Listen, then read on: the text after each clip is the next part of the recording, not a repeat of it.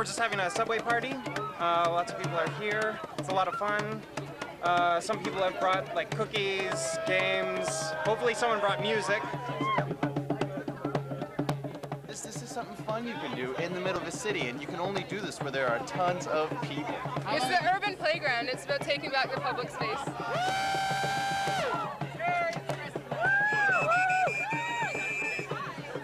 Shock, surprise, excitement, all at once. Blown away. They don't believe me.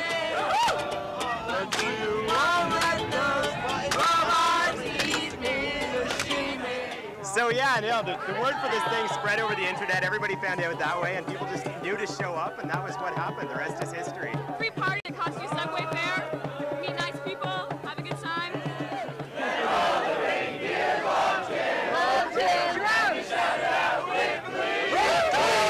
Well, we live and work in these spaces, but we don't play in them. It's a public space. Why can't we do what we want in it?